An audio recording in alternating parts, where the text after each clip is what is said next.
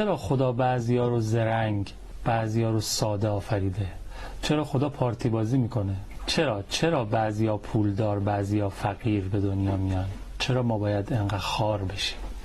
واقعا خدا خواسته که این اتفاق بیفته؟ یعنی خدا میخواد که یه بندهش زرنگ نباشه؟ خدا میخواد یه بندهش فقیر باشه؟ خدا میخواد یک بندهش بیمار باشه؟ که خدا اینو میخواد؟ برای اینکه این اتفاق نیفته چقدر دستور داده باشه خوبه. پیامبران برای چی فرستاده؟ پس اینکه خدا خواسته که یک فرد خاصی عقب مانده باشه یا ساده باشه یا فقیر باشه؟ نه، خدا نخواست. و به همین دلیل هم کسانی که باعث این کار شدن، علت این کار، اگه کسی عمدن این کار کرده باشه خداوند عذاب میکنه اونها رو.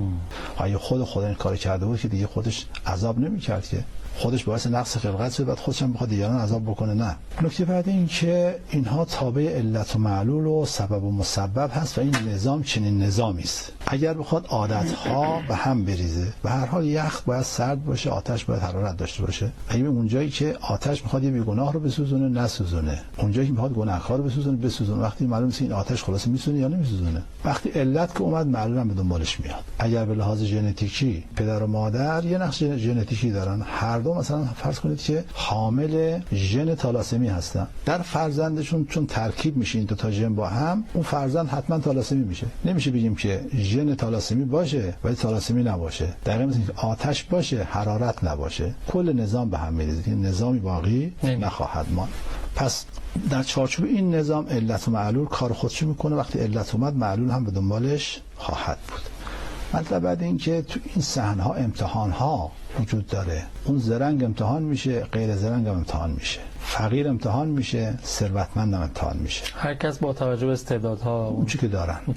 وقت امتحان فقیر خیلی آسان‌تر از اون امتحان غنی است. غنی خیلی سخت کارش. از کجا به دست آوردی، چطور مصرف کردی، کجا مصرف کردی. فقیر هیچ کدوم از این چیزا رو نداره. از کجا به دست آوردی چیو، کجا مصرف کردی چیو. خب بفرما بهشت. سالم و بیمار هر دو امتحان میشن، اما بیمار چون که در آدم اسیر خداست و خدا او رو بهش توجه خاص داره، ولذا گفتن از بیمار بخواید براتون دعا کنن، دعاش مستجاب میشه. اما سالم دیگه این چیزها نیست. مطلب بعد این که اون کسی که دچار رنج و زحمت شده در دنیا آنچنان عوضهای خدا بهش خواهد داد که همه آرزو میکنن کاش جای اون عقب مانده بودن، کاش جای اون فقیر بودن، کاش جای اون ساده بودن. همه آرزو میکنن کاش جای این شخص بودن که ساده بود و ساده رفت بهشت.